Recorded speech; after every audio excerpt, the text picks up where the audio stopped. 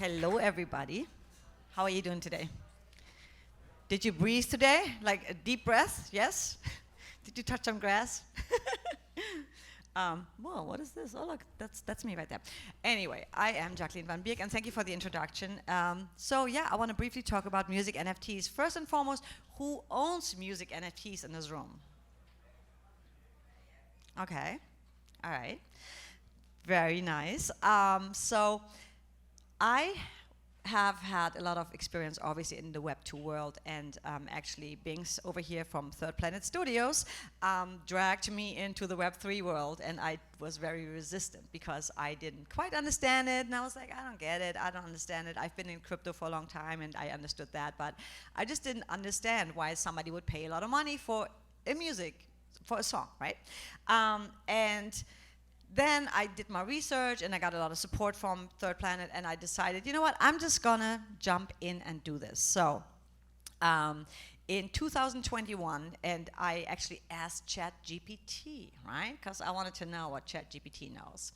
And ChatGPT told me Kings of Leon, The Weeknd, Grimes, obviously Blau, who is still in the space, they were all dropping music NFTs in March of 2021, and they made millions of dollars. So I think a lot of musicians that came into the space thought, oh my God, I'm gonna be rich tomorrow, right?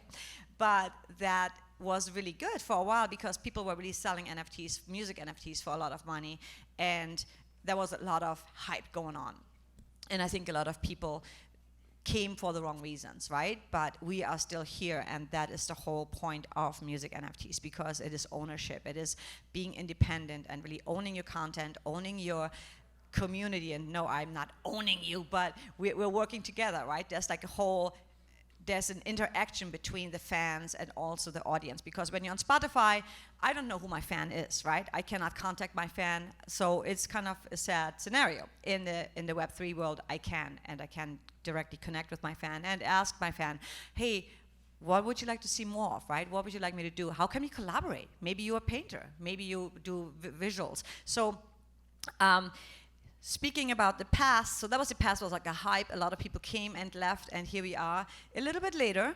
And the present, the prices have dropped, and we have spaces all the time, which are really healthy and also good for growth, but can also be a little bit overwhelming, right? Because every day we just like think about what can we create, what is my utility, and I think the focus in music NFTs should not just be your utility, which is really important, but to not over-promise, like, you know what I mean? Because, and I see that happening a lot. So I think this is where we are in the present. There's a lot of little niches building, little cliques building, and little groups building, which is amazing, because look at Violetta and Sammy. I don't know if you know these guys, but they are touring together, they play shows together, they're supporting one another, and that is what this is all about. It's all about supporting one another and knowing that I have your back, you have my back, right? That's kind of how it should work and how it is working, and we have to stay true to that because it is very valuable.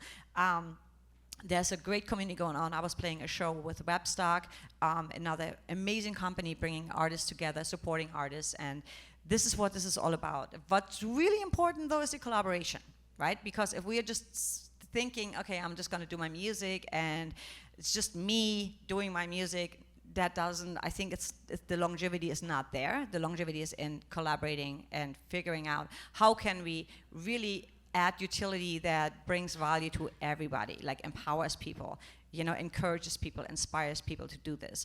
How I see the future, I will say, that's just my opinion, I will say that ChatGPT is amazing, but it can also be very dangerous, because there was an artist who just released a large collection of 1,000 music NFTs, and while she was minting, there was already like a fake collection going on OpenSea. So we have to be very careful. It's very important as musicians, as artists in this space, to educate yourself. As much as you may not want to and are scared of the technology, right? It is important for us to know certain things and to really not click any links that we don't know, and really talk to people, not just talk to people, but talk to people that you know they know what they're talking about, so that you are not getting scammed. Because sadly, you know, when I talk to strangers about music NFTs or NFTs in general, the first thing they say is like, it's a scam, you know?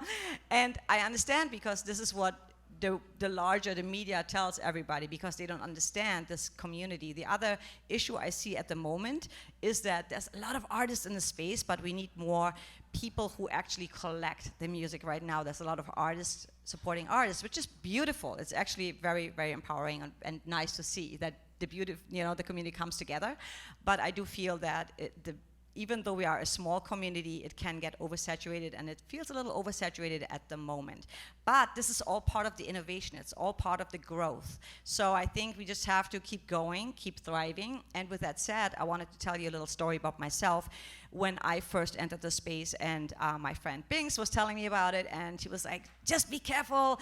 And part of me was like, I'm a little rebel, and I was like, I'm just gonna do my first mint before the end of 2021 because I wanted to be part of the revolution, right? And I started to understand it more, even though we're learning every day. We're experimenting. We're all learning as we go along. I don't think that anybody is really an expert in this yet. And so I minted my Genesis on Mint Songs, a company that is no longer there. And it was a great learning experience because I minted with them because they really helped the artists. Their onboarding was really easy. And they made it really, they really supported artists. I think they had really good intentions, but it didn't work out. So I minted something else on OpenSea, and just recently I decided I want to learn how to deploy my own contract and do my own job. So I encourage everyone in here to learn a little bit about technology and get into Third Web or Manifold and try to do your own contract. And even if you have a team that can help you out, but it's really empowering to do this, because once you've done it, then okay, I own it, right? If OpenSea goes down tomorrow or another big company goes down tomorrow, then your music is still on a blockchain, but you may not be able to access it. So right now, I own my content. I own this current job, and that's exciting. So I think for the future, there's a lot to look forward to. There's also a lot to be aware of, and make sure that we are not getting rugged. But the intentions are good, and whoever is here right now, all of you, congratulate yourselves, because you're here, right? It's a bear market. So a lot of people left, and that is also okay, because everybody's on a different path, and everybody has different priorities, and life happens, right? So, but this is, I believe, in the future, because if we maybe to onboard more people call this just digital collectibles versus NFTs, this might be not as scary to the people that are not in this current space. But anybody have any questions? I know. There's so much. I was like, 10 minutes is not a lot of time.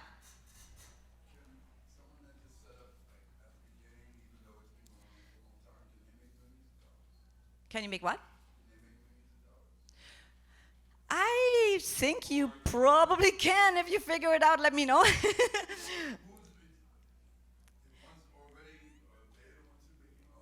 It's interesting because I feel, well, Snoop Dogg is doing pretty well, He's the only one who's still around, right? Because where's Grimes? Where's Kings of Leon? Yeah, where's The Weeknd, right? So they dropped, and the bigger labels obviously came in, but I believe that the bigger companies come in to do exactly that, and then they're gone again.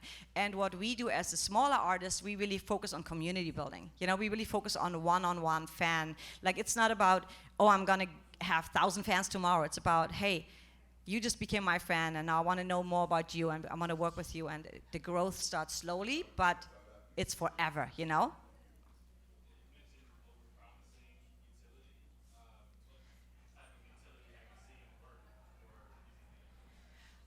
Well, for example, I ran into a person that I got her music NFT, and I said hello to her, and she's like, oh yeah, I'm gonna have this party tomorrow, and all my holders are gonna be there. I'm like, oh, well, how many do I have to own? She's like, oh, you're one of my holders? So it's like, she has a large collection, but maybe that was too much for you at the very time. So maybe you could have said, I'll do my best, or I don't know. It's just like, people say you get free tickets, you get free merch, you get this, and then you don't hear from them, or they can't deliver, and it's not their fault. It's just like everything moves so fast. So I feel if you just promise a little bit that you can do, it's like Patreon, right? And then if you can do more, surprise them.